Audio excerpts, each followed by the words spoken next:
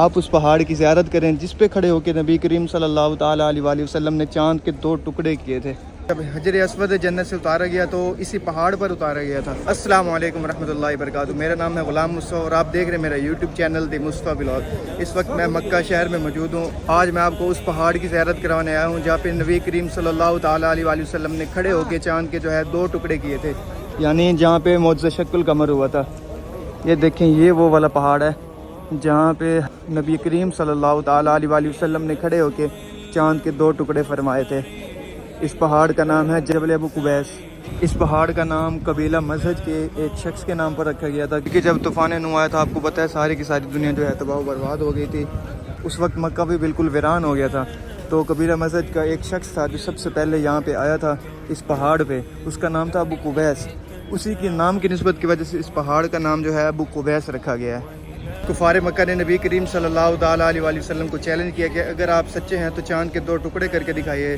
چاند کا آدھا حصہ جبل ابو قبیس کے اس سائڈ پہ ہو اور چاند کا دوسرا حصہ کئی کان پہاڑی پر ہو۔ نبی کریم صلی اللہ تعالیٰ علیہ وسلم نے فرمایا کہ پھر تم ایمان لے آؤ گے؟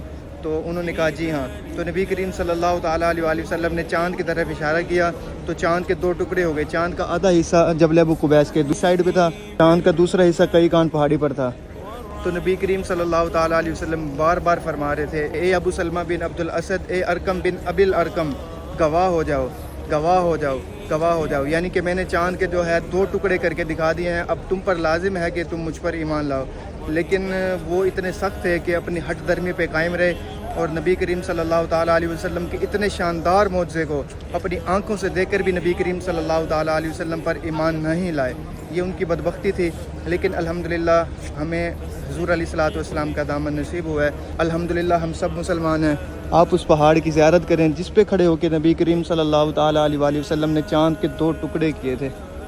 دیکھیں سبحان اللہ، کتنا خوبصورت منظر ہے۔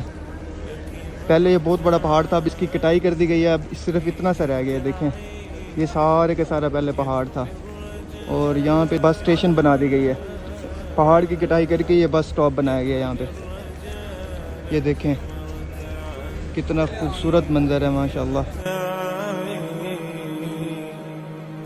إن العطاء امداده متنوع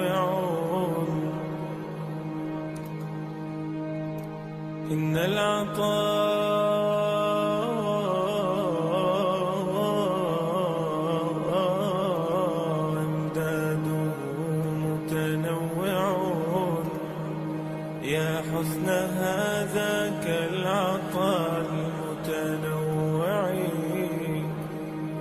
وردوا على۔ آپ جب بھی مکہ مکرمہ آئیں تو اس کی زیارت کے لیے آئیں۔ اس کی لوکیشن یہ ہے، یہ سامنے صفا کی پہاڑی ہے، اس طرف سے ہوتے ہوئے آئیں گے تو اس کے ساتھ ہی بالکل، اور اگر آپ اس طرف سے آ رہے ہیں یہ نبی کریم صلی اللہ تعالیٰ علیہ وسلم کی ولادت کی جگہ ہے، اور اس کے سامنے دیکھیں یہ بالکل پہاڑی جبل ابو قبیس موجود ہے۔ یہ دنیا کا سب سے پہلا پہاڑ ہے۔ اگر مکہ والوں نے بارش طلب کرنی ہوتی تھی تب بھی اسی پہاڑ پہ آ کے دعا مانگتے تھے، رزق طلب کرنا ہوتا تھا تب بھی اسی پہاڑ پہ آ کے دعا مانگتے تھے، اگر مکہ میں قحط سالی ہو جاتی تھی تب بھی اس پہاڑ پہ آتے تھے اور دعا کرتے تھے، اللہ ان کی دعاؤں کو قبول فرماتا تھا۔ اور اس پہاڑ کے بارے میں کہا جاتا ہے کہ جب حجر اسود جنت سے اتارا گیا تو اسی پہاڑ پر اتارا گیا تھا۔ آپ جانتے ہیں کہ حجر اسود جنتی پتھر ہے، تو جنت سے جب حجر اسود کو اتارا گیا تو حجر اسود کو مکہ المکرمہ میں اس پہاڑ کے اوپر نازل کیا گیا، اور طوفان نوح کے وقت بھی حجر اسود اسی پہاڑ کے اوپر موجود تھا۔ جب حضرت ابراہیم علیہ السلام نے خانہ کعبہ کی تعمیر کی تو روایت میں آتا ہے کہ حجر اسود جو ہے پکار کر حضرت ابراہیم علیہ السلام کو کہہ رہا تھا کہ میں یہاں ہوں، میں یہاں ہوں۔